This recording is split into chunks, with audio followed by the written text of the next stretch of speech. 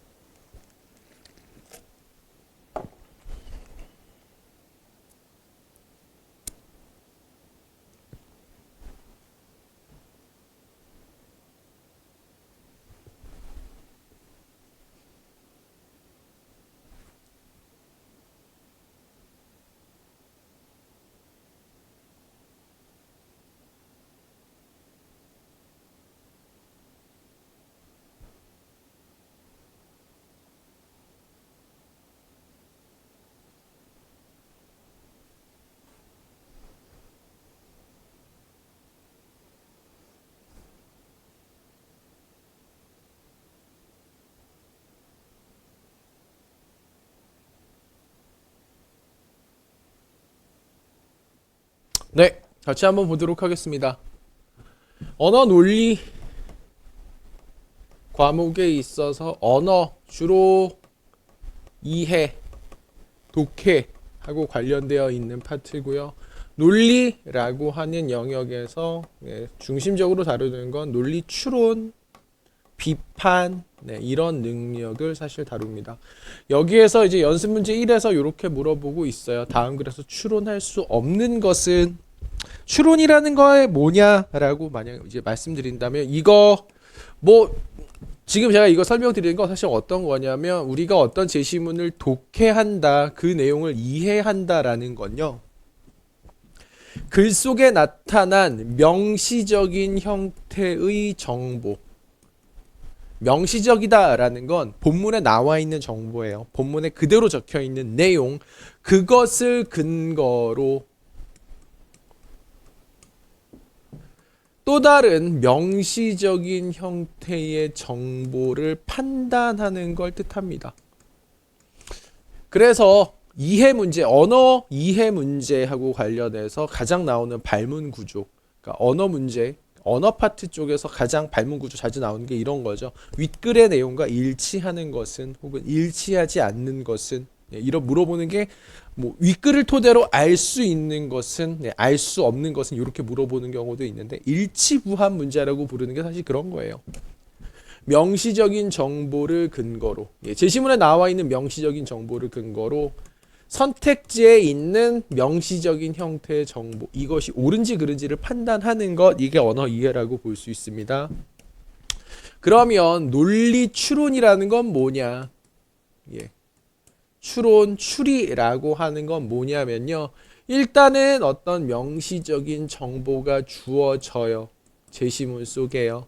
근데 그것을 토대로 본문에는 나와 있지 않은 비명시적인 그런 정보들을 판단해내는 것이다 라고 얘기할 수 있습니다. 비명시적이다 라는 건 어떤 뜻이냐? 본문의 내용을 다 까짓고 쳐다봐도, 제시문을 까짓고 봐도 지금 정답을 골라낼 수는 없다라는 거예요. 제시문만 그냥 읽는 것만으로는 정답을 바로 골라낼 수는 없다라는 겁니다. 그러면 명시적인 정보로부터 비명시적인 정보가 어떤 방식으로 따라 나올 수 있게 되는가? 이걸 매개하는 게 사실은 논리 추론 규칙들이다라고 이야기할 수 있습니다.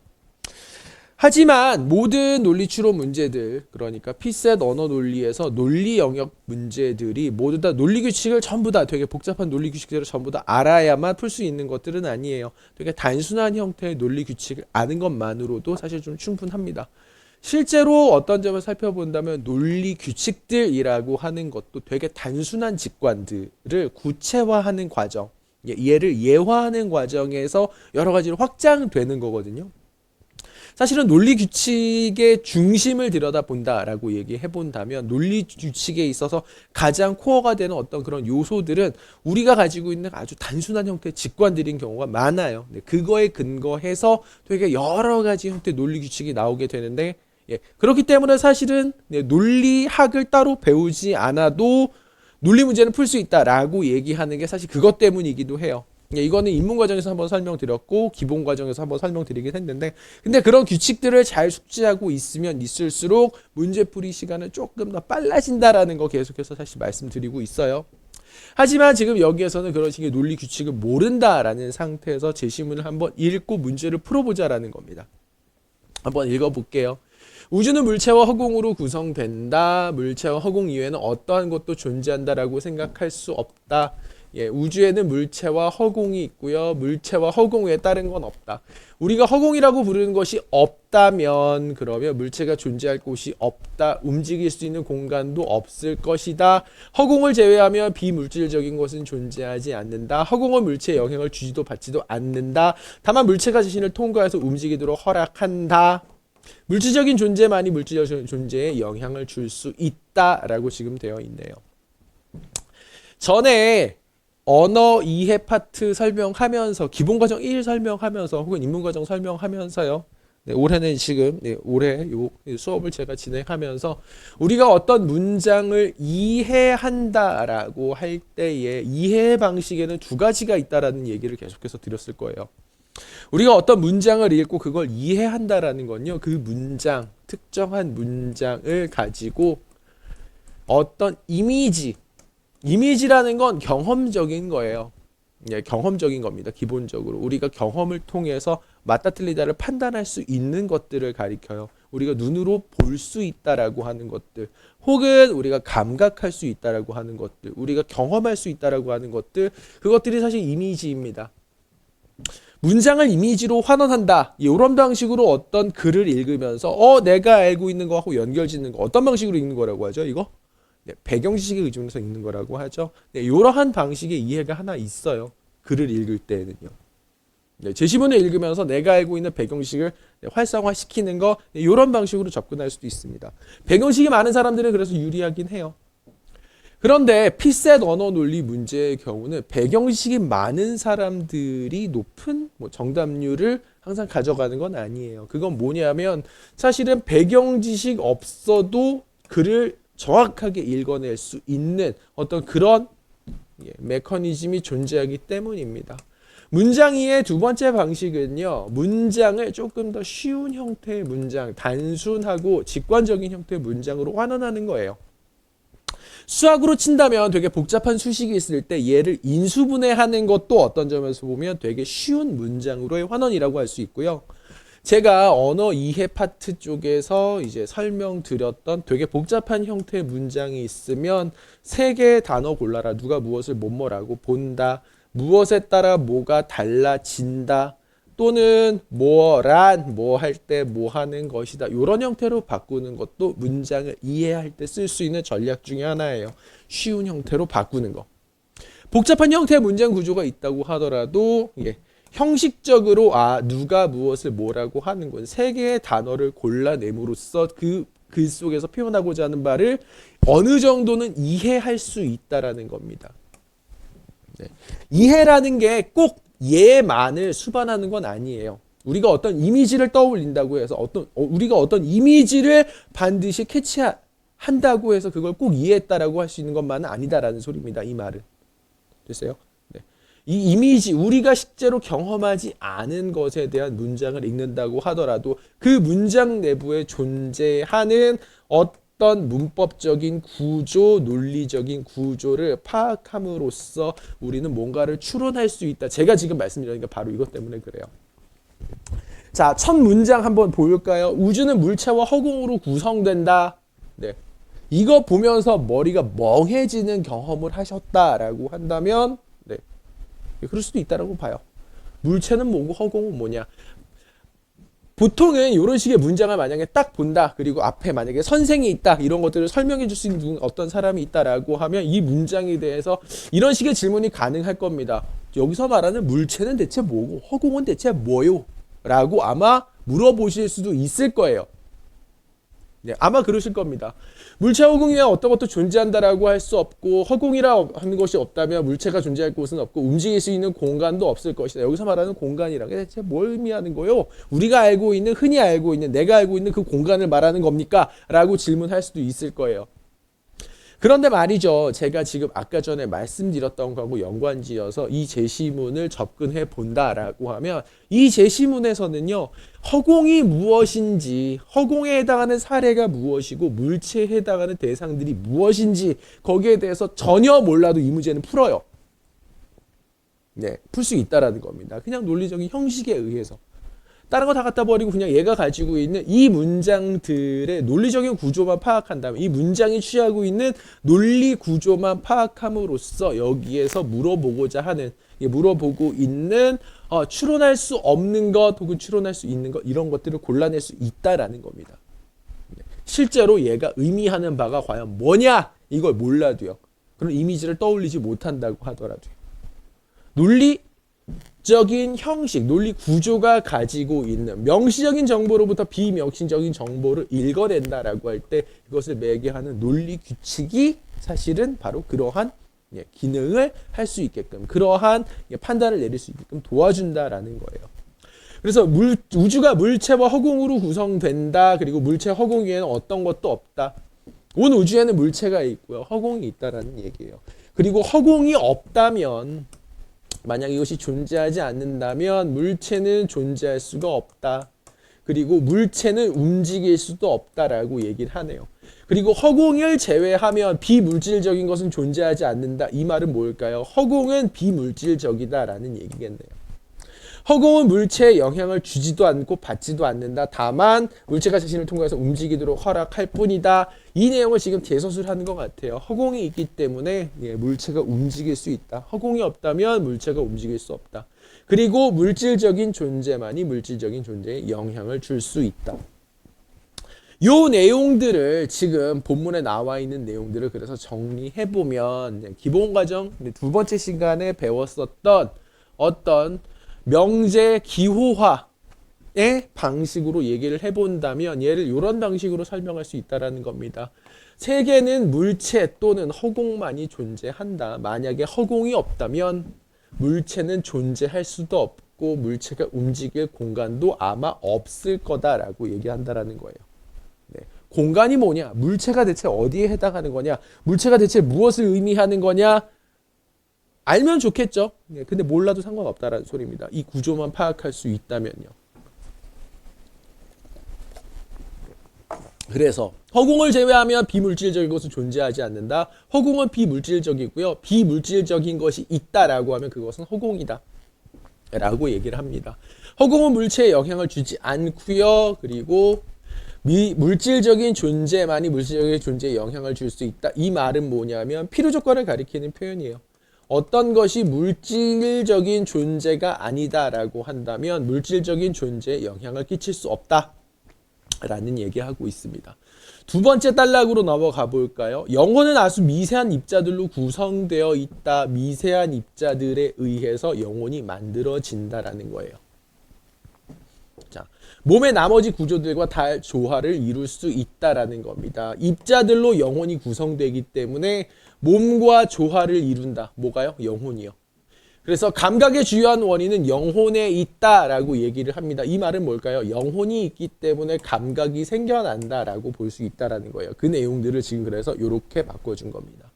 영혼이 미세한 입자로 구성되어 있기 때문에 그래서 영혼은 몸과 조화를 이룰 수 있다. 독해하고 조금 비슷하죠. 서술어 기준으로 읽는다라고 보시면 돼요. 그래서 영혼이 있기 때문에 우리는 감각을 가질 수 있다라는 거고요. 그래서 또 계속해서 보면 그 다음 몸은 그래서 감각의 주요한 원인은 영혼에 있다. 몸의 나머지 구조가 의해서 보호되지 않는다면 영혼은 감각을 가질 수 없을 것이다. 몸의 나머지 구조가 무엇을 보호하지 않으면요, 영혼을 보호하지 않는다면 아마 영혼은 감각을 가질 수 없을 거다라고 얘기를 하는 거예요. 그러면 지금 여기에서 얘를 단순화된 형태, 뭐뭐이면 뭐뭐이다 형태로 만약에 바꿔본다면 몸이 없다면 영혼은 감각을 가질 수 없다라는 거겠네요. 영혼이 있기 때문에 감각을 가질 수 있는 건데 몸이 조금 더 중요하다라는 얘기를 하네요. 몸도 필요하다. 그럼 몸과 영혼이 함께 있어야 감각할 수 있다. 아마 이런 얘기를 할 수 있을 것 같네요. 그 다음 몸은 감각의 원인을 영혼에 제공하고요. 네, 그렇죠. 몸이 있기 때문에 감각의 원인이 영혼에게 주어진다. 몸은 감각 속성의 몫을 영혼으로부터 얻는다. 그리고 영혼이 몸을 떠나게 되면 몸은 더 이상 감각을 소유하지 않는다. 네, 그래서 영혼이 몸을 떠나게 될 때 몸은 감각을 소유하지 않는다. 몸은 감각 능력을 스스로 가진 적이 없다. 영혼이 몸에게 감각 능력을 주었기 때문이다. 몸의 일부가 만약에 소실이 된다면 그럼 거기에 속한 영혼이 해체된다. 나머지 영혼은 몸 안에 있다. 나머지 영혼이 계속 존재하면 여전히 감각을 유지한다. 영혼을 구성하는 입자에서 몸이 없어지면 영혼을 구성하는 입자가 몸에서 만약에 없어진다라고 얘기한다면 그러면 감각은 없어지게 될 거고요. 몸 전체가 분해되면 영혼도 해체되고 감각 능력도 없어진다라는 얘기하고 있습니다. 시문 읽으면서 여러분들 여기서 신경 쓰셔야 되는 거 그냥 논리적인 형식, 논리적인 구조만 신경 쓰시면 돼요. 그러니까 이를테면 이런 식의 질문은 여기서 무의미하다라는 겁니다. 추론 영역에서.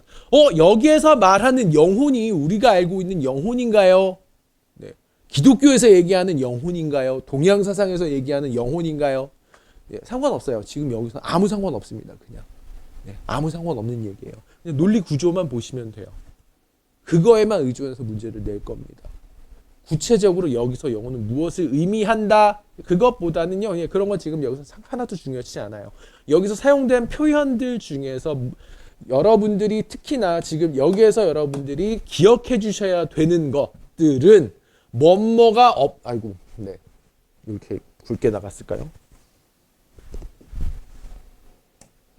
여기서 여러분들께서 기억해 주셔야 되는 요소가 있다면 이런 것들이에요. 사실은 뭐뭐라면 뭐뭐하고 뭐뭐하다, 뭐뭐하면 뭐뭐할 것이다.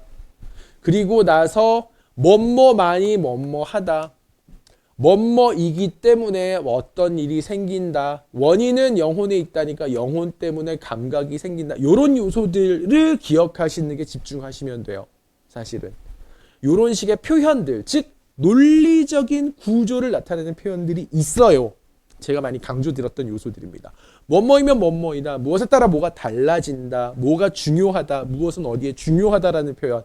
여러분들이 문제를 풀고 제시문을 읽고 제시문을 독해하면서 특히 언어 논리 중에서도 논리 파트에서 반드시 기억해야 하는 요소, 반드시 여러분들이 짚고 넘어가야 되는 요소. 여기 설명하고 있는 뭐 감각이 어쩌고 저쩌고, 뭐 무슨 영혼이 어쩌고 저쩌고, 입자가 어쩌고 저쩌고, 몰라 상관없어요. 구조만 기억하시면 된다라는 거예요. 바로 그겁니다. 그래서 사실은 여기에 나와 있는 내용들을 가지고 살펴본다면, 그럼 되게 복잡한 형태의 문장 표현이 있다고 하더라도 최종적으로 얘네가 의미하게 되는 내용은 되게 단순화될 수 있다라는 겁니다. 네, 이런 형태로요. 자, 그러면 허공은 물체 운동을 위해 반드시 필요하다. 허공이, 물체가 운동하려면 허공이 있어야 된다. 반드시 필요하다라는 건 허공이 없다면 물체가 운동할 수 없다라는 얘기예요. 맞는 설명이 되죠.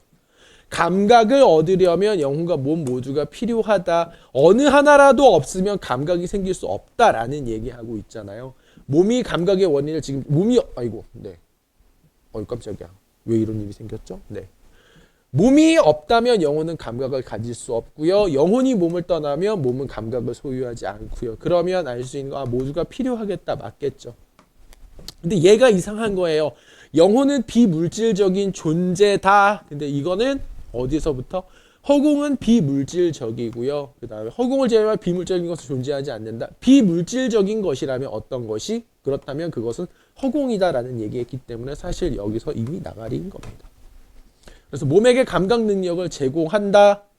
요거는 뭐 무슨 뭐 이런 식으로 뭐 생각하실 분들이 있을까요? 이거는 뭐 무슨 아리스토텔레스를 알면 뭐 풀 수 있지 않겠느냐. 언어 논리 문제에 아리스토텔레스가 나올지 아니면 아낙시만드로스가 나올지 누가 나올지 어떻게 알겠습니까?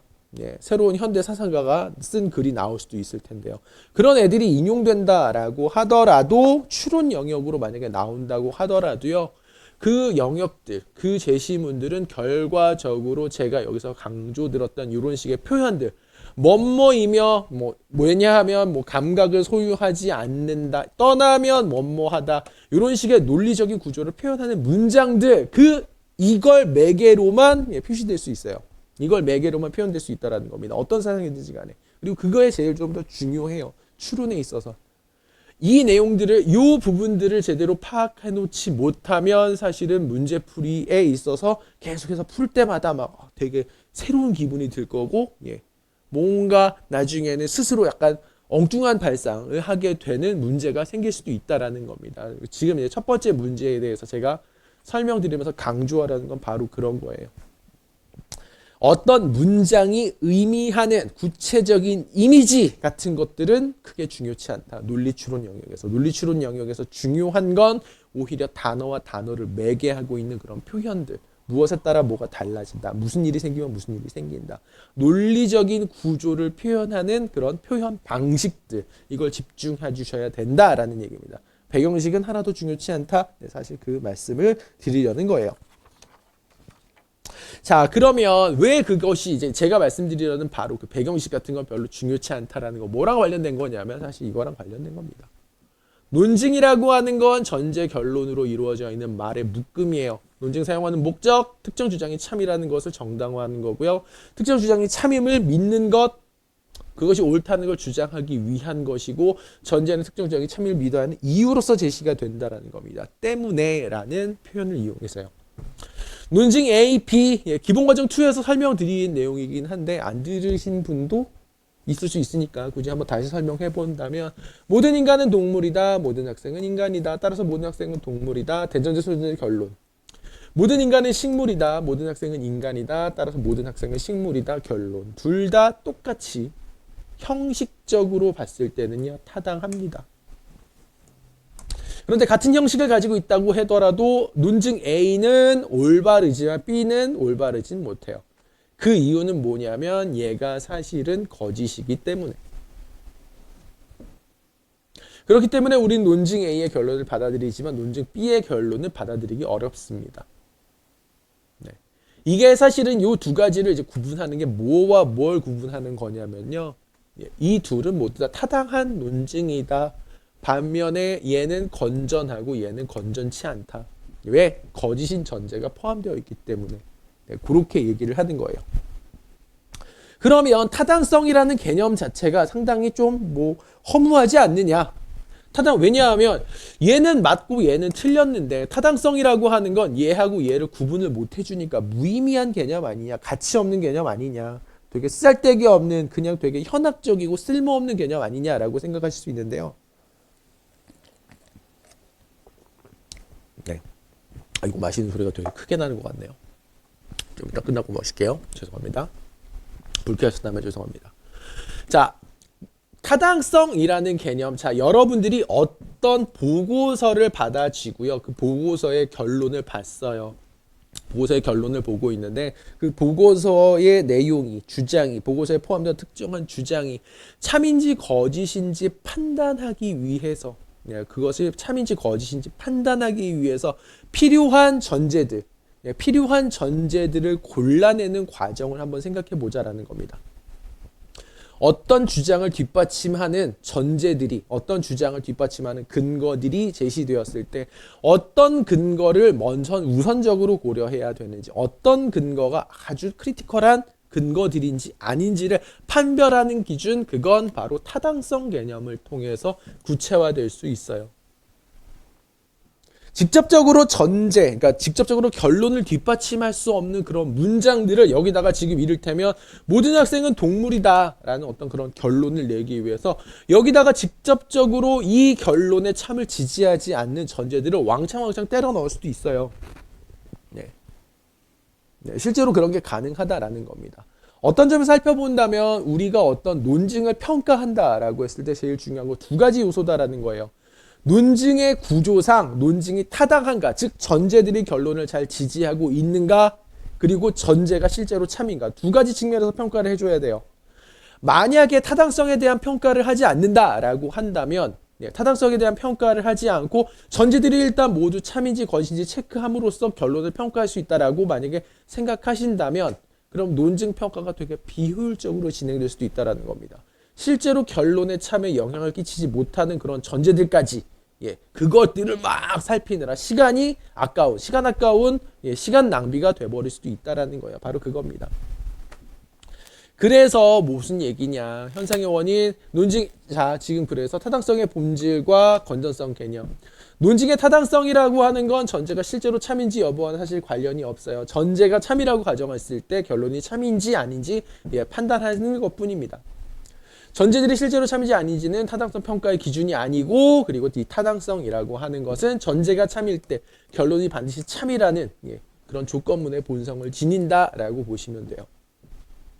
조건문의 본성과 관련해서 많은 분들이 이제 기억하셔야 되는 거, 헷갈릴 수 있는 거, 공허한 참하고 관련해서 헷갈립니다. 이렇게 하시는 분들이 가끔 있는데, 그냥 이렇게 생각하시면 돼요. 전제가 참이면 결론이 반드시 참이다라는 말은 이런 겁니다. 서울과 인천에 비가 온다면 이게 참이라면 서울에 비가 온다, 얘는 그냥 참이에요. 거짓이 될 수 없어요. 거짓이 되는 게 불가능해요. 서울과 인천에 비가 온다라는 것이 만약에 참이다라고 한다면 서울에 비가 온다는 반드시 참이 됩니다. 이 조건문은 그래서 참인 조건문이에요. 얘가 참일 때 얘가 거짓인 게 불가능하니까. 그런데 한번 생각해 볼게요. 여기 앞에 나와 있는 전건이 거짓이 된다라고 가정해 보겠습니다. 서울과 인천에 비가 온다라는 말이 거짓이에요. 그럼 서울에 비가 온다는 말은 반드시 거짓일까요? 이건 거짓이 될 수도 있고 참이 될 수도 있어요. 그렇겠죠? 앞에 게 거짓일 때 얘는 거짓이 될 수도 있고 참이 될 수도 있습니다. 자, 그러면 하나 물어볼게요. 서울과 인천에 비가 온다면 서울에 비가 온다라는 문장이 이 문장이 그러면 전건이 거짓이 되면 거짓으로 받아들여져야 되는 걸까요? 자, 생각해 보세요. 서울과 인천에 비가 온다면 서울에 비가 온다. 이 문장이 참이다. 이 문장이 참이다라는 게 현재 지금 서울에 실제로 비가 온다라는 뜻입니까? 상관없는 얘기예요. 얘는 그저 논리적인 형식을 말하고 있을 뿐입니다. 논리적인 관계를 말하고 있을 뿐이에요. 그냥 무슨 일이 생기면 무슨 일이 생긴다를 말하고 있을 뿐입니다. 서울과 인천에 비가 온다. 나중에 대한민국 행정상의 어떤 변화가, 행정구역상의 변화가 생겨서 인천이라는 지역이 사라지고 인천이라는 지역도 서울로 전부 다 편입이 됐다라고 해서 인천이라는 지명 자체가 만약에 지워져 버린다. 네, 인천 사시는 분들을 제가 이렇게 모욕하려는 거 그런 건 아니에요. 한번 가정해 보자고요. 그렇게 된다고 하더라도 이 조건문은 참이에요. 서울이라는 지명이 완전히 흔적수 없이 사라져 버린다고 하더라도 이 조건문은 참이에요. 자, 우리가 얘를 이 조건문을 사용할 때, 우리가 실제로 조건문을 사용할 때는 근데 우리가 실제로 조건문을 사용할 때는 서울에 비가 오는 상황에서는 이런 거 쓰지 안 그래요. 네, 만약에 그렇다라고 한다면 우리는 이런 조건문 못 써요. 어떤 수 A가 짝수라면 A는 2의 배수이다. 그럼 이 조건문도 그러면 A가 실제로 짝수일 때만 쓸 수 있어요? A가 2의 배수일 때만 쓸 수 있나요? 상관없어요. 만약에 지금 이런 식의 문장들에 있어서 이런 형식을 갖추고 있는 문장들에 대해서 그래도 얘는 실제 세계를 대하는 거니까 실제로 서울에 비가 올 기미가 있을 때 이거를 쓰는 거지. 그래야지. 그런 제약 조건을 갖다 붙이게 되면 그 형식하고 관련해서 만약에 그런 식의 제약 조건을 갖다 붙이려고 한다. 여기에도 적용이 되는 거고요. 네, 그건 우리가 가지고 있는 논리적 직관과 어긋나게 된다라는 겁니다. 됐나요? 제가 이제 말씀드리는 거 조건문의 본성이라고 하는 건 전건이 참일 때 후건이 참이 되는 것 그냥 그뿐. 네. 조건문이 의미하는 것 전건과 후건의 어떤 진리 보존 관계를 의미하는 것 그뿐이다라는 겁니다. 조건문이 참이 된다라는 말은 실제로 서울에 비가 온다 안 온다 이거하고는 전혀 관련 없다라고 생각하시면 끝입니다. 네. 그래서 조건문이 의미하는 바도 마찬가지. 두 논증이 모두 타당한 거 논증이 가진 형식과 관련된 거고요. 그리고 나서 그 형식을 갖추고 있기 때문에 이 논증이 가지고 있는 거 일정한 독특한 형식을 갖추고 있기 때문에 참인 거고 그것을 보는 것만으로 좀 충분하다라는 겁니다. 자, 만약 전제와 결론이 실제로 참이다라고 하면 건전하다고 하고요. 그리고 타당할 뿐만 아니라 건전한 논증 B는 타당하지만 건전하지 못한 논증 이런 게 있을 수도 있다라는 겁니다. 타당성이라고 하는 것은 우리가 그리고 이제 요거는 하나 기억을 해두세요. 타당성이라고 하는 건 우리가 논증을 평가할 때 어떤 전제들, 어떤 논증의 주장을 평가하고자 할 때 얘하고 관련되어 있는 전제들을 살피는 거, 그것들을 걸러내는 필터 역할을 한다라고 생각하시면 돼요. 타당성 평가는요. 타당성 평가를 통과하지 못한 논증은 혹은 타당성 평가를 통과하지 못한 논증의 전제들은 검토될 가치조차 없다라는 겁니다. 검토될 기회조차 없다. 검토될 이유도 없다라고 생각하셔도 돼요. 좀 더 극단적으로 얘기한다면. 물론 그렇게 하면 안 되긴 하겠지만 물론 이건 이제 맥락에 따라 다르긴 하지만 타당성이라는 개념 자체가 사실 그렇다라는 겁니다. 어떤 논증이 전제들이 모두 참일 때 결론이 참이면 그건 타당한 논증이에요. 그럼 전제들이 실제로 어떤 타당성을 갖추고 있는 논증이 있다라고 하면 결론이 실제로 참인지 아닌지를 확인하기 위해서 전제들을 면밀히 살펴볼 필요가 있어요. 근데 전제들이 모두 참이어도 결론이 거짓일 가능성이 있다면 전제가 참인지 거짓인지 살필 이유가 없겠죠. 바로 그 얘기입니다. 이건 아마 이제 그러니까 이미 배웠던 내용이니까 한번 살짝 읽어보시면 되고요. 논증이라는 건 뭐다? 타당성이라는 건 뭐다? 논증의 타당성을 평가하는 방식을 좀 기억을 해주세요. 요거 제가 많이 강조하고 있는 부분인데 논증의 타당성을 평가하는 방식이란 제일 중요한 건 사실은 결론부터 찾는 겁니다. 우리말에서 이제 결론이 나오는 거. 우리가 실제로 어떤 발화를 할 때 결론은 뭐랑 관련해서 이제 나타나냐면요. 어떤 놈하고 같이 묶어서 나타나면 따라서 그래서 이에 비추어 볼 때 이런 놈들하고 같이 묶여서 나타나요. 만약에 어떤 말을 할 때에 뭐 반증적으로 말을 한다. 우선 이게 반증적인 말하기라는 건 이런 겁니다. 내가 비판하려는 주장을 먼저 소개하고 하지만 그러나 다음에 내 주장을 펼친다. 내 논지를 밝히고자 한다라고 하면 사실은 결론은 그러나 다음에도 나올 수 있어요. 네, 그런데 다음에도 나올 수는 있습니다. 네, 그런 점까지도 조금 생각을 해본다면 내가 비판하려는 얘기를 먼저 꺼내고 그 다음에 내 주장을 펼친다라고 한다면 그러나 혹은 그런데 다음에도 나올 수는 있어요. 수사적으로. 네, 요거는 수사법하고 관련된 거라서 논리학하고 좀 관련돼 있다라고 보기는 좀 힘들긴 합니다. 얘를 보통 결론지시어라고 부르긴 하는데 결론지시어 아니어도 나올 수는 있어요. 자, 아무튼 결론을 읽어내는 건 어떤 점에서 좀 수사적인 효과들, 수사적인 기능을 조금 아시긴 아셔야 됩니다. 어떤 레토릭에 대한 이해는 필요해요. 아유, 스펠링 틀렸네요. 레토릭에 대한 이해는 어느 정도 좀 필요하다. 그리고 나서 결론을 제외한 나머지 문장들은 논증의 전제다. 그리고 논증의 전제들이 참일 때 논증의 결론이 반드시 참인지 아닌지를 확인하면 된다라는 거고요.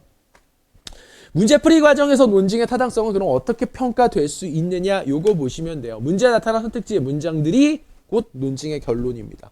추론의 결론이고요. 문제를 구성하고 있는 발문과 복의 문장들은 전제가 되고요. 복의 모든 문장들이 논증의 전제가 되는 건 아니에요. 타당성 판단 대상이 되는 결론을 먼저 확인해야만 타당성 확보에 살펴하는 전제들의 수를 특정할 수 있다. 네, 요건 사실은 이제 뭐랑 관련되어 있냐면 조금 있다가 다시 한번 복습하게 될 진리함수적의 원리하고도 관련되어 있습니다. 임의의 전제가 만약에 이를테면 지구는 둥글다 라는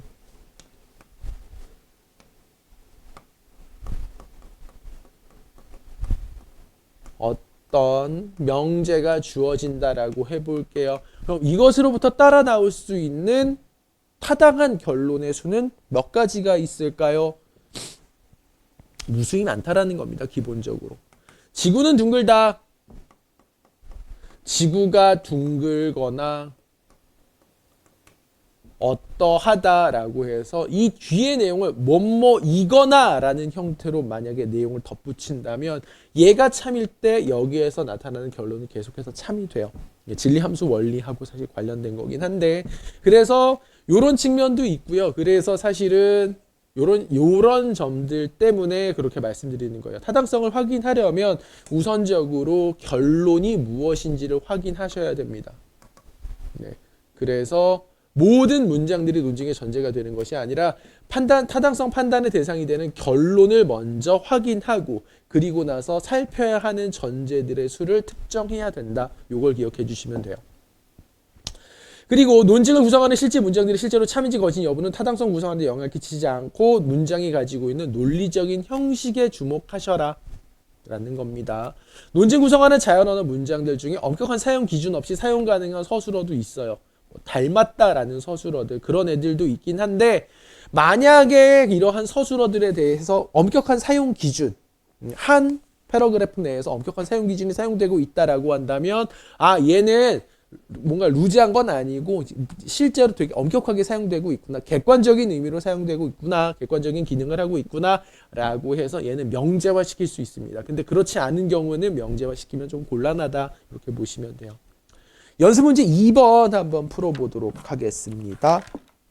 시간은 또 2분 드리도록 하겠습니다.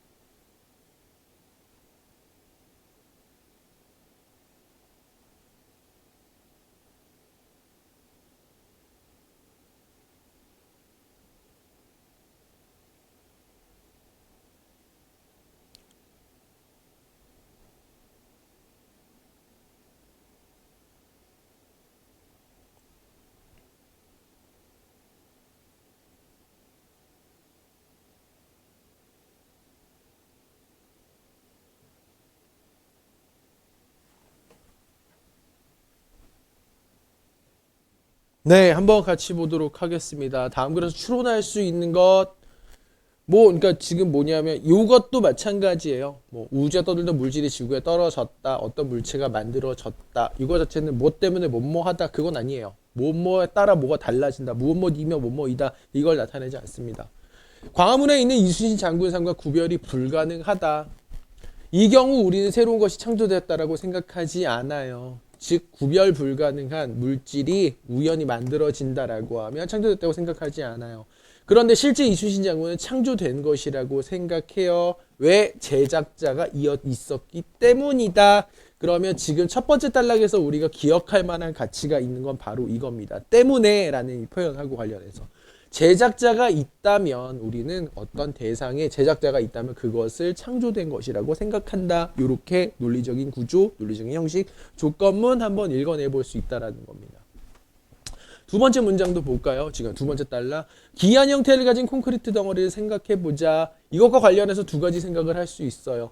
제작자가 의도를 가지고 만든 경우. 두 번째는 제작자가 아무런 의도 없이 첫 번째와 구별이 불가능한 것을 만든 경우.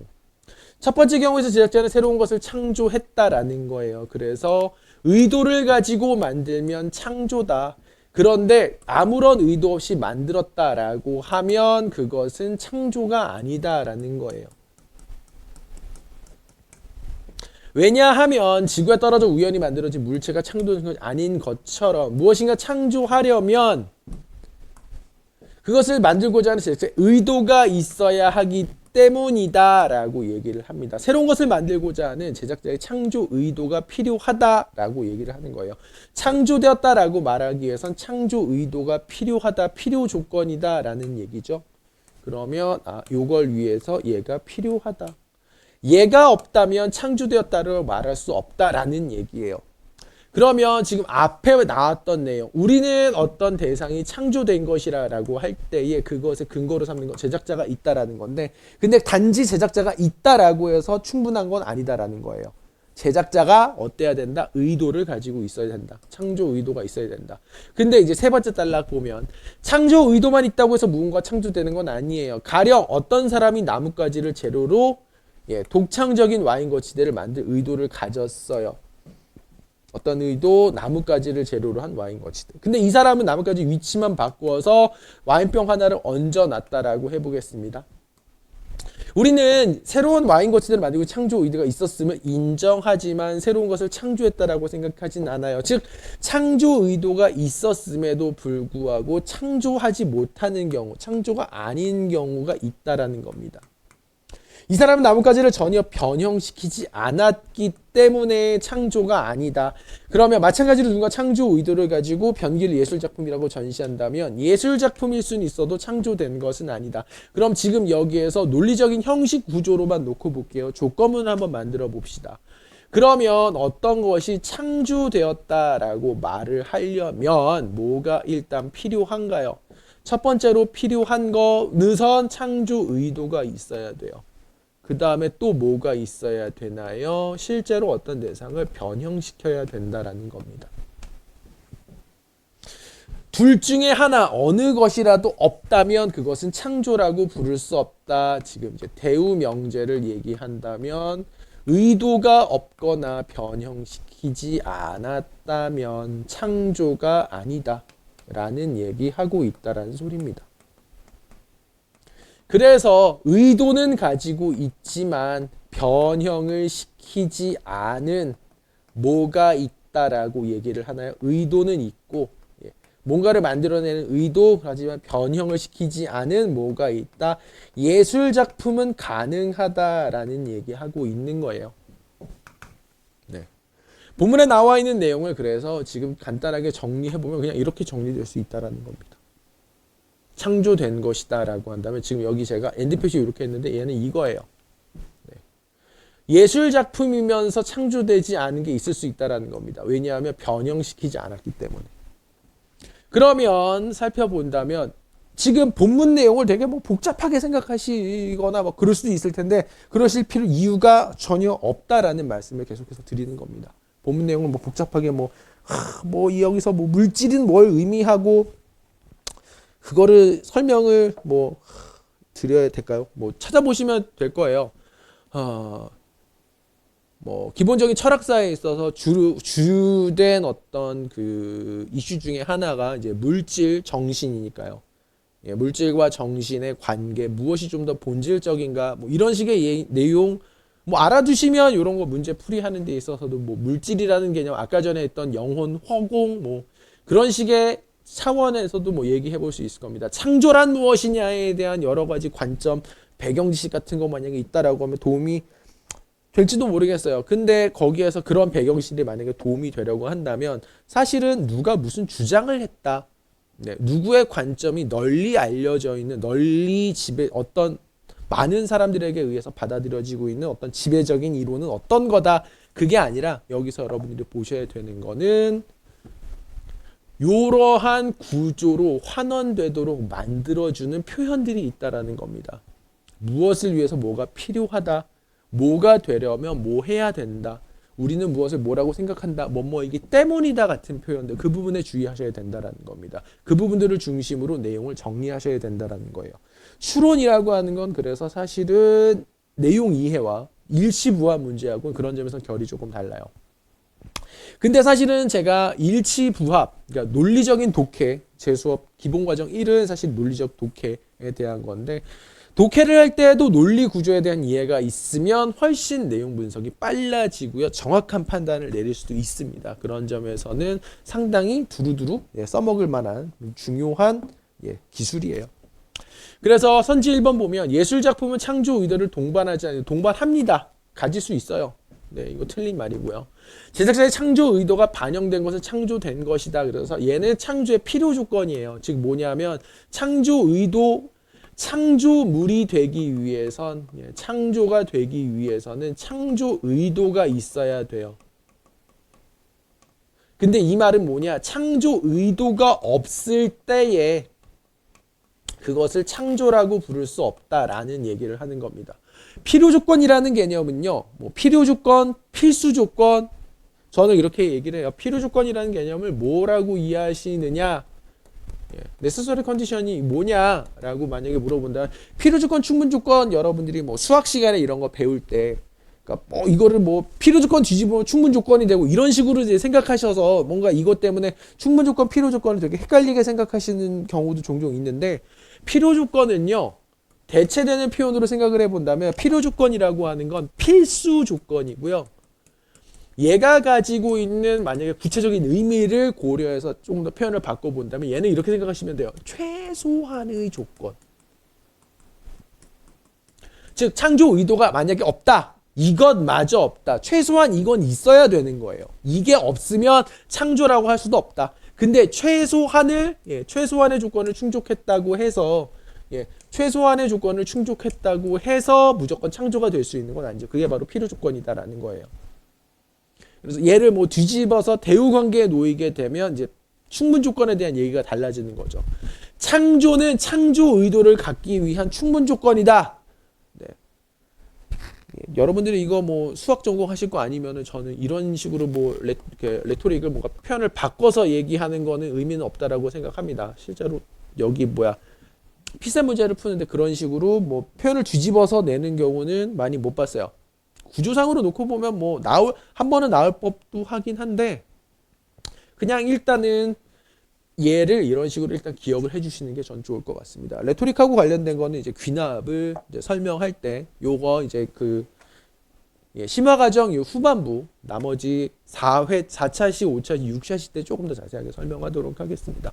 자, 아무튼요 계속 보면 예술 작품은 작품에 사용된 재료를 변형시킨 거, 안 변형시킨 예술 작품도 존재해요. 그 다음 창조된 것은 그것을 만들기 위해 사용된 재료가 변형된 것이다. 필요 조건이니까요. 변형이 필요 조건, 의무로 그것은 변형된 건 맞습니다. 새로운 물질로부터 기이한 모형이 만들어지면 창조된 것 아닙니다.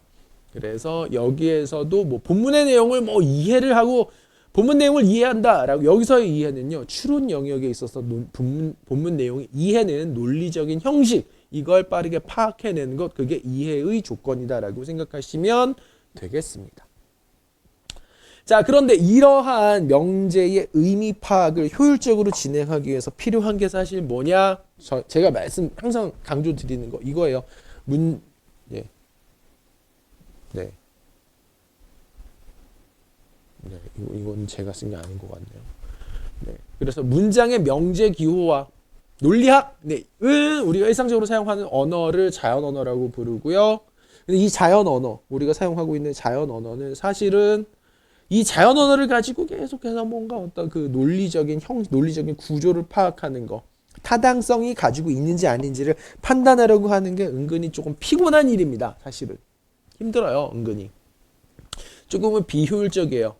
자연 언어만 가지고도 만약에 타당성을 되게 효율적으로 평가할 수 있다라고 한다면 아마도 논리 기호 자체가 나오지 않았을 것이다 라고 볼 수도 있어요.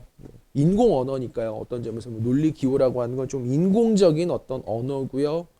네, 그걸 가지고 굳이 기호화를 왜 시키느냐 라고 할 수 있을 텐데, 논리적인 어떤 논증에 있어서 언어의 논리적인 사용, 그 사용이 실제로 타당하다라는 것을 보여주기 위한 일종의 도구로서 논리 기호들이 사실은 이제 도입된 거다라고 살펴본다면, 어떤 점에서 보면 그 안에는 이런 식의 배경도 깔려 있는 겁니다. 자연 언어가 실제로는 다소 좀 비효율적인 면이 있다.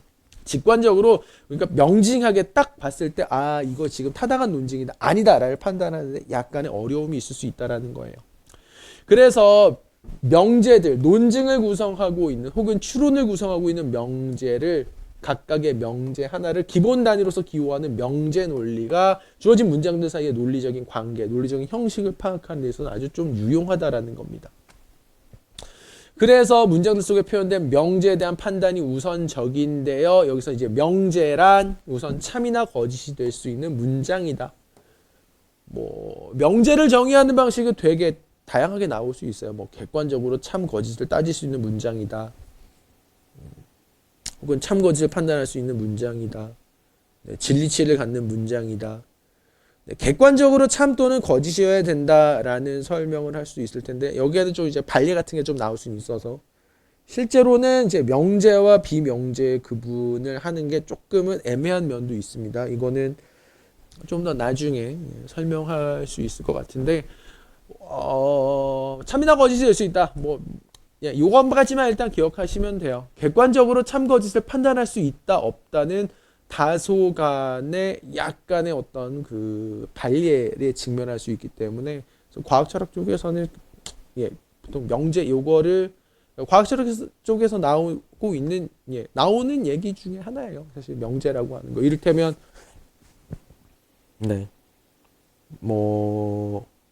아닙니다. 여기 이 설명 더 길어지면 수업을 진행을 못 하니까, 뭐냐면 뭐 안드로메다에 외계인이 산다. 객관적으로 참 거짓을 판단할 수 있느냐 없느냐라고 했을 때, 안드로메다는 지금 못 가요. 우리가 가서 거기에 외계인이 살고 있는지 아닌지 판단을 못 합니다.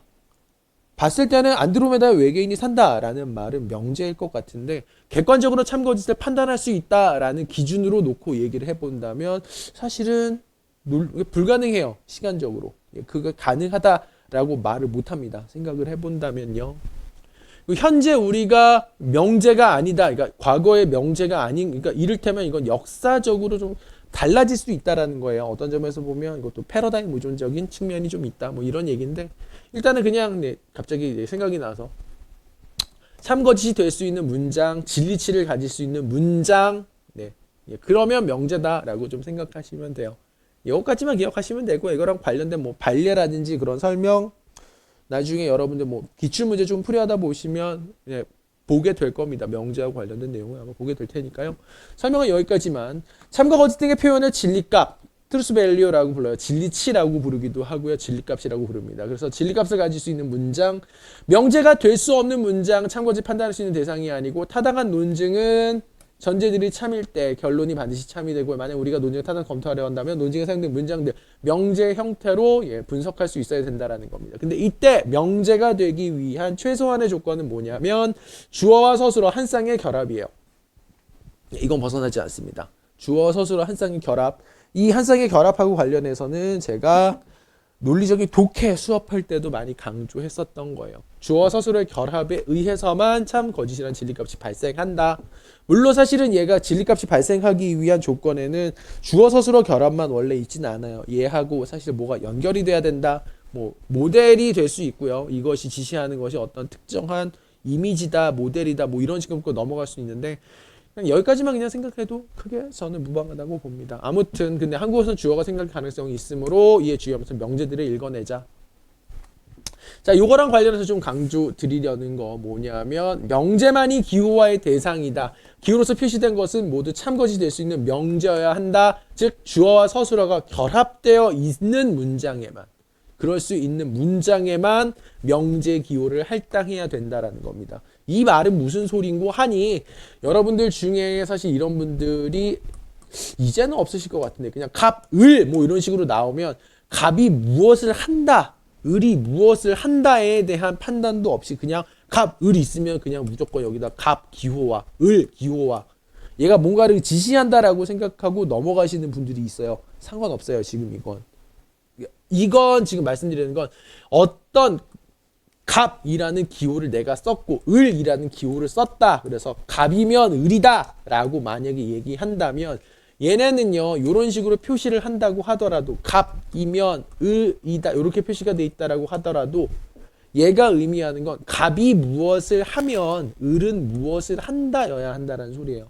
주어 서술어 결합이 되지 않은 어떤 단어 갑 혹은 을 A, B 이런 놈에 대해서 그냥 기호를 표현하고 얘를 가지고 어떤 화살표라든지 혹은 연언기호나 선언기호나 부정기호 무작정 도입하면 안 된다라는 얘기입니다.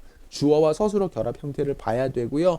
그리고 그 주어 서술어 결합 형태를 고려했을 때 쓸 수 있는 이제 테크닉들이 몇 가지가 더 있게 돼요.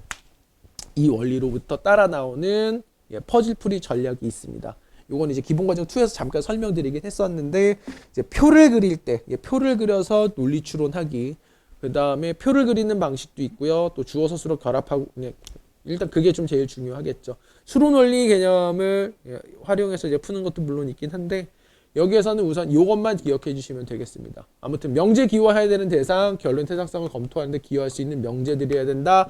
타당성 검토할 결론이 무엇인지 확인하지 않은 상태에서 무작정 본문 내용 기호하지 마셔라 라는 겁니다. 그럼 문제 풀이 시간만 늘어나게 돼요. 기호화의 목적은 뭐냐? 명제가 가진 의미, 참, 거짓의 가능성, 경우의 수를 확인하려는 것에 있기 때문에 그래서 참이 될 수 있는 경우의 수가 많은 명제들, 선언 명제 또는으로 묶여있는 명제입니다. 또는 워라고 또 있는 혹은 조건 명제, 뭐뭐이면 뭐뭐이다 이런 놈들 좀 유심히 보셔라라는 겁니다. 왜? 선언 명제가 참이될 수 있는 경우의 수는 3개고요. 조건 명제 참이될 수 있는 경우도 보통 3개니까요. 자, 이게 대체 무슨 소리냐? 논리 연결사에 의해서 단순 명제들이 결합하면 참이될 수 있는 경우의 수가 달라지게 된다라는 거예요. 자, 요걸 사실은 이제 기본 과정에서 설명을 드리긴 했었는데요. 요거 잠깐만 읽어보는 시간 갖도록 할게요. 알겠죠? 한 2분 정도 시간 드리겠습니다.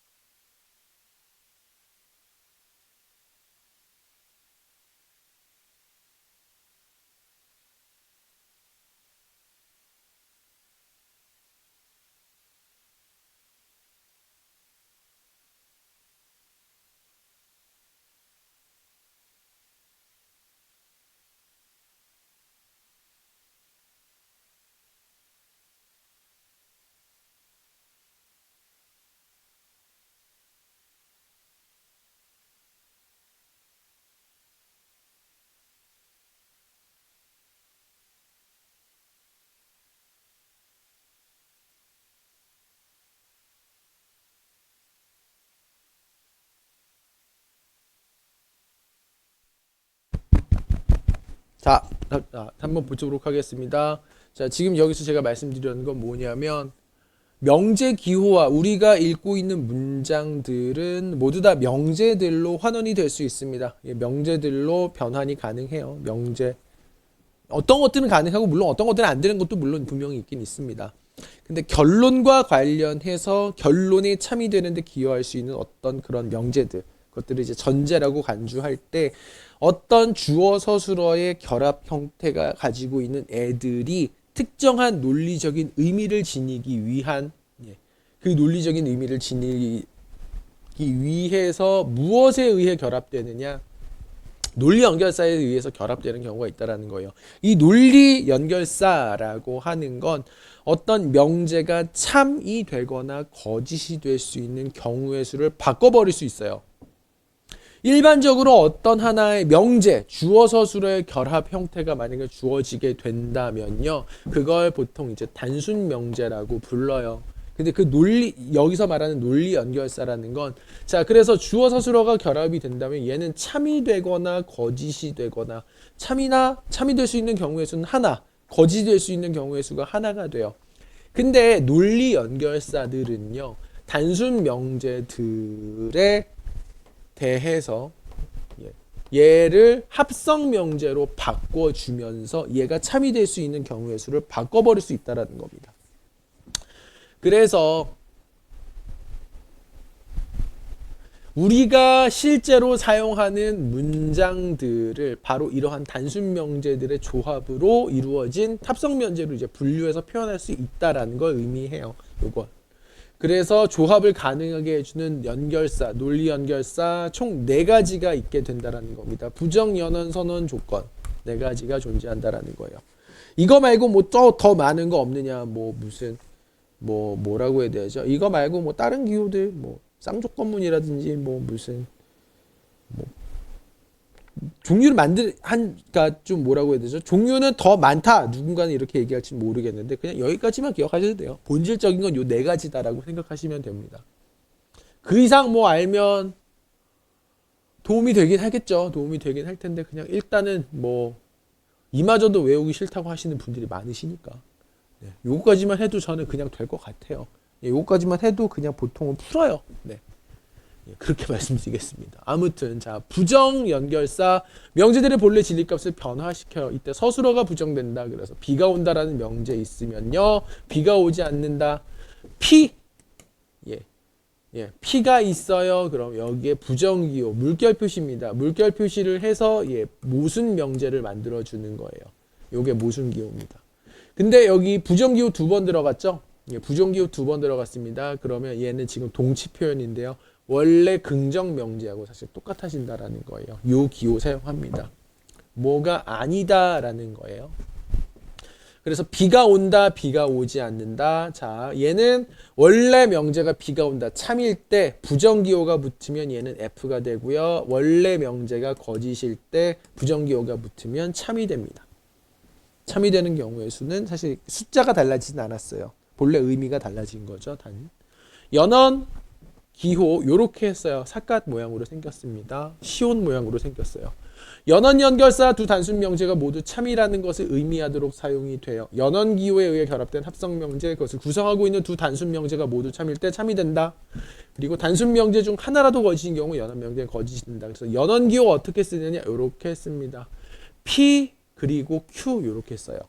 P 그리고 Q 이렇게 씁니다. 그래서 이 내용들을 살펴보면 P하고 Q, P 그리고 Q 있어요. 각각에 대해서 P, Q가 각각으로 어떤 진리치를 가질 수 있는지 요 지금 진리표가 나타낼 수 있는데요. 여기 살펴보면 참, 거짓, 거짓, 거짓 이런 경우 총 4가지 경우가 가능합니다. 근데 그때 P 그리고 Q가 참이 되는 경우는 딱 하나 있어요. 자, P 그리고 Q는요, 한 놈이라도 거짓이면 거짓이에요. 한 놈이라도 거짓이면 거짓이에요. 두 놈이 다 거짓이니까 당연히 거짓이 되고요. 됐나요?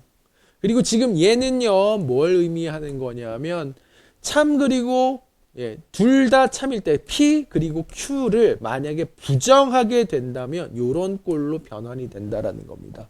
얘가 이렇게 바뀌는 거 보통 이제 드모르강 정리 의해서 얘가 이렇게 나타나게 돼요.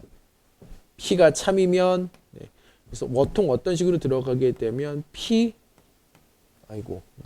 얘는 이렇게 P 그리고 Q에다가 부정을 시켜주면 얘가 곧 not P 또는 not Q 이렇게 바뀐다라는 겁니다. 드모르강 정리예요. 외워두시는 게 좋습니다. 외워두세요. 자, 근데 이때 연언연결사라고 하는 거, 여기서 말하는 연언연결사 그리고라고 읽긴 하는데요. 근데 얘가 자연언어에서는 무엇하고 연결이 되는 거냐면, 자연언어 중에서 연언연결사에 해당하는 애들은 사실은 그리고만 있는 건 아니에요. 하지만도 있고요. 혹은 이런 식으로 논리연결사, 연언기호를 도입할 수 있습니다. 갑, 을, 병, 어느 누구도 논리학을 배우지 않았다. 갑은 논리학 배우지 않았다. 그리고 을은 논리학 배우지 않았다. 그리고 병은 논리학 배우지 않았다. 그리고 라고 연결할 수도 있다라는 거예요. 즉 연언을 도입하게 되는 연언 기호를 지시하는 자연 언어의 표현 방식 여러 가지가 있을 수 있다라는 사실을 기억해 주시고요. 이렇게 발로 이거 하지만은 좀 뜻이 다른데 그리고하고 하지만은 다르잖아요. 그런데도 다르잖아요. 그러나 다르잖아요. 얘는 뭐 순접이고 얘는 역접이고 그건요 글쓴이의 의도 뭔가 말하는 사람의 의도의 맥락에서 그 맥락을 고려할 때 앞에 나왔던 내용과 반대되는 내용을 다룰 때 뭘 집어넣는다라고 하는데 얘는요 앞에 나와 있는 문장과 뒤에 나와 있는 문장에 참거짓에 영향을 끼치진 않아요.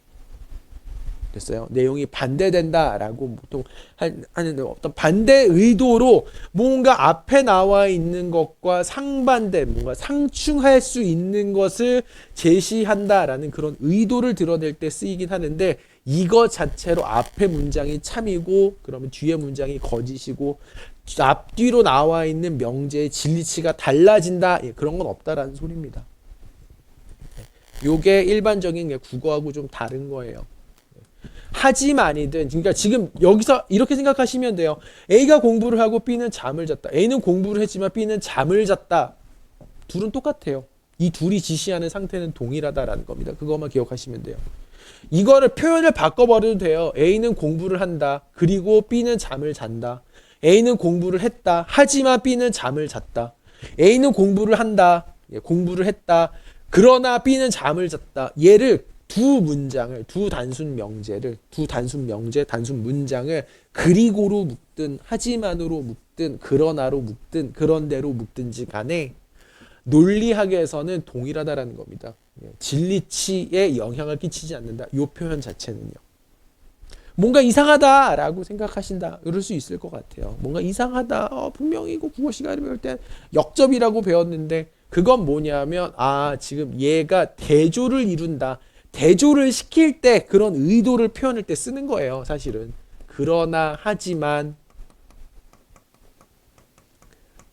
그런 데는 전환을 나타낼 때 근데 그 전환이라는 것 혹은 역접이라고 하는 건 글을 쓰는 사람의 의도하고 관련된 거지 그 의도를 드러내기 위함이지 실제 문장의 참거짓하고는 무관하다.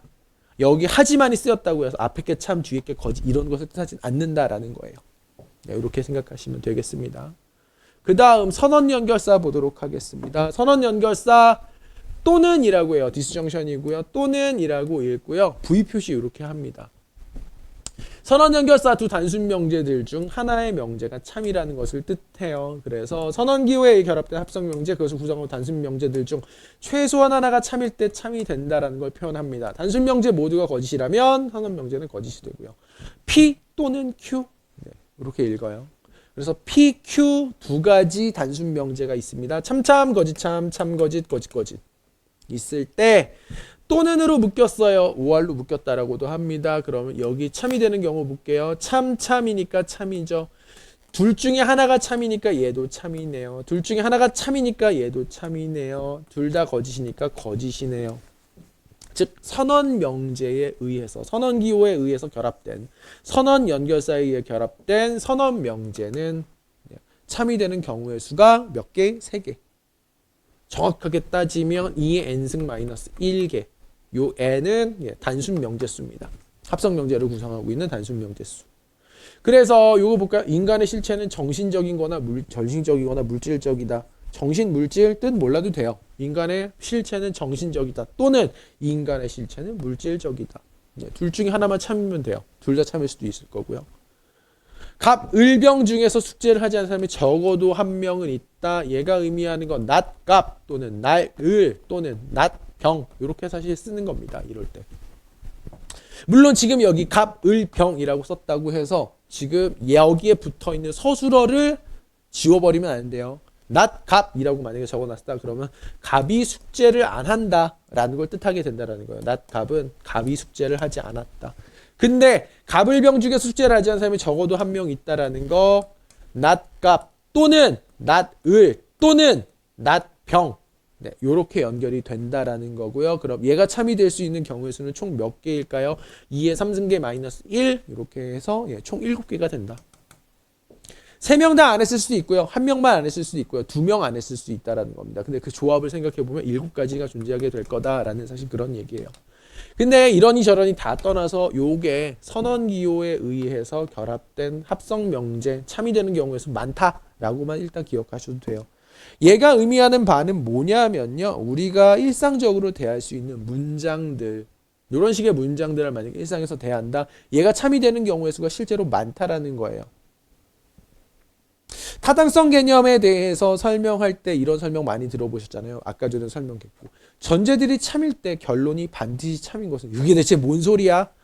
사실은 전제들이 참이 된다. 어떤 명제가 참이 된다라는 건요. 단지 하나의 상태만을 지시하지 않을 수도 있습니다. 이런 놈들 때문에. 조건기호에 의해서 참이 되는 경우도 생각해 볼게요. 요것도 보셔야죠. 선언기호에 의해서 선언기호에서 결합된 합성 명제의 부정은 어떤 구조를 띠게 되느냐. not P 그리고 not Q가 됩니다. 둘 다 거짓이다. 둘 다 부정되는 상황 그리고 묶어주는 상황. 이것도 이제 드모르강 정리에 의해서 나타나게 됩니다. 조건기호로 연결된 거 보도록 할게요. 조건기호로 연결된 논리 연결사. 조건기호 컨디셔널이라고도 부르고 if then이라고도 부릅니다. 그냥 뭐뭐이면 뭐뭐이다. 저는 그냥 함축이라고도 부르기도 해요. 함축하고 조건은 다르다. 뭐 말씀하실 수도 있는데 그냥 편한 대로 부르시면 돼요. 뭐라고 부르든지 간에 얘가 하는 기능은 똑같으니까. 됐나요? 얘를 뭐라고 부르든 폴리시 기호로 쓰든 어떤 기호로 쓰든 간에 얘가 의미하는 바는 그냥 명백합니다. 전건이 참이요 후건이 참이다. 전건의 참이 후건에서 보존된다. 요것만 확인하시면 돼요. 조건 기호로 연결된 앞에 문장 앞에 명제를 전건이라고 부르고요. 뒤에 문장을 후건이라고 부릅니다. 이 기호는 전건의 참이 후건의 참이 된다는 걸 나타내는 거고요. 이걸 이제 진리 보존적인 관계에 있다라고 얘기를 해요. 그래서 전건이 참여해서 후건이 거짓이 되는 상황이 만약에 있다면 그때 조건 명제가 거짓이 된다라는 거예요. 조건문이 맞다라는 건 전건의 참이 후건에서 참이 될 때 무조건 진리 보존성이 있으면 조건문이 그냥 옳은 겁니다. 됐어요? 조건문이 옳다라는 말은 뭐냐면 진리 보존성이 있다. 그걸로 끝. 조건문의 전건에 해당하는 상황이 실제 세계에서 존재한다 상관없고요. 그거랑 관련된 사람들의 동의가 있었다. 그딴 거하고 상관없습니다. 그럼 프로리티머스 종이 산성용액에 넣으면 붉은색으로 변화한다. 앞에 게 짬일 때 뒤에 게 참이면 돼요. 앞에 게 짬인데 푸른색 리티머스 산성용액이 넣었는데 붉은색으로 안 바뀌고 파란색으로 그대로 유지되고 있다. 노란색으로 바뀌었다라고 하면 이 조건문은 거짓이 될 겁니다. 그런데 이 조건문이 참이 되는 상황, 이 조건문이 참이 되는 상황은요. 사실은 어떤 상황이냐면 푸른 리트머스 종이가 없어도 돼요. 사실은 이 조건문이 참이 되는 상황은. 푸른 리트머스 종이가 없어도 이 조건문은 참이 될 수 있어요. 약간은 좀 특이하긴 하죠. 앞에 게 참인데 뒤에 게 거짓인 상황에서는 무조건 거짓이거든요. 근데 얘가 지금 이 조건문이 참이 된다라는 건 얘가 참이 된다. 앞에 게 참일 때 뒤에 게 무조건 참이다. 앞에 게 거짓인 상황에서도 얘는 참이 될 수 있어요. 그거 약간 조금 이상한 것 같은데 라고 한다고 하더라도 사실은 그냥 편의적으로 얘기를 해본다면 진리 보존성에는 문제가 없기 때문에 경제가 성장하기 위해서는 양적 완화가 필요하다. 엄밀하게 따지면 얘는 경제 성장 위해서는 양적 완화가 필요하다라는 말은 사실은 원래 논리 구조로 따지면 이 구조로 사실은 기호하셔야 됩니다. 양적 완화가 없다면 네. 그렇다면 경제 성장할 수 없다는 말이거든요. 근데 이거의 대우 명제를 취해서 경제 성장을 하려면 양적 완화가 필요하다라고 그냥 표현하는 거예요. 네. 네. 요걸 그래서 얘로 그냥 바로 표현해 버리는 겁니다. A가 4의 배수라면 A는 2의 배수이다. 전건이 참일 때 후건이 반드시 참이 된다. 서울과 인천에 비가 온다면 서울에 비가 온다. 네. 그러면 지금 얘를 가지고 거짓인 조건문 그냥 직관적으로 거짓인 조건문 만들 수도 있어요. A가 2의 배수라면 A는 4의 배수다. A가 2의 배수이면 A가 4의 배수다. 이건 거짓이잖아요. A가 2의 배수임을 충족하면서 4의 배수가 아닌 경우 있으니까요. 6이 그렇죠. 네. 6이 들어가면 A에 6이 들어가면 앞에 A는 2의 배수다 참이지만 A는 4의 배수다. 얘는 거짓이 된다라는 겁니다. 조건문이 의미하는 바하고 관련해서 여러분들 일단 기억하셔야 되는 거 P 된 Q예요. 그래서 참 거짓 거짓 있으면 자 조건문의 참 전건이 참일 때 후건이 참이니까 참 전건이 거짓이에요 라고 해도 참 전건이 참인데 후건이 거짓입니다. 그럼 이때만 거짓 전건 후건 모두 거짓이어도 참이다라는 겁니다. 뭔가 이상한데 뭔가 마음에 안 드는데 진리 보존성 하나만 그냥 생각하시면 돼요. 다른 생각은 하지 마시고요. 자 그러면 지금 여기 얘가 왜 지금 여기 동치 표시를 했는데 얘가 의미하는 건 뭐냐면요. P면 Q이다. not P 또는 Q가 옳다. 얘를 뭐라고 부르냐면 실질함의라고 불러요. 실질함의 실질함축. 얘하고는요 뜻이 같다라는 소리입니다. 얘하고 얘는 뜻이 같다, 의미가 같다, 진리치가 같다라는 뜻입니다. 왜 같으냐라고 얘기해 본다면 여기다가 not P 집어넣어 볼까요? 그럼 거짓, 참, 참 거짓이니까 참이죠. 참이죠. 거짓이니까 거짓이죠. 거짓 참이니까 참이죠. 제가 무슨 말씀 하려는지 지금 무슨 말씀 드렸는지 아시겠나요? 예. 둘의 진리치가 동일하다라는 겁니다. not P 또는 Q와 P이면 Q이다는 동일합니다. 얘를 이런 식으로 증명할 수도 있어요. 여기에 이제 P가 더해진다라고 가정하게 되면 P가 참이라 주어지게 되면 P이면 Q이다가 참인데 P가 주어지게 되면 Q가 따라 나오겠네. not P가 올 거나 Q가 참이다 라고 얘기했는데 P가 거짓이 아니라 P가 거짓이거나 Q가 참이다라고 했는데 P가 참이라고 했으니까 아마 Q가 참이겠네. 똑같은 아웃풋이 나오게 된다라는 얘기예요. 그러면 앞서서 잠깐 얘기했던 드모르강 정리 가지고 P이면 Q이다의 모순 명제를 생각해 볼 수 있습니다. 얘의 모순 기호 쓰면 어떻게 바뀌어요? P 그리고 not Q이다. 요것도 외워두시면 좋습니다. 됐어요. 명제 기호화의 과정에서 여러분들 기억해 주셔야 되는 거 논리 연결사의 규칙이에요. 논리 연결사가 가지고 있는 일반적인 규칙성 요거 기억을 하고 계셔야 됩니다. 자, 그리고 특히나 선언 기호에 의해 연결된 선언 명제, 조건 기호에 의해 연결된 조건 명제 잘 기억해 주셔야 됩니다. 요거랑 관련해서 이거 규칙 꼭 외워야 되는 거냐? 네. 계속해서 이제 그렇게 물으실 수 있을 텐데 알아두면 알아둘수록 풀이 시간은 줄어듭니다. 네.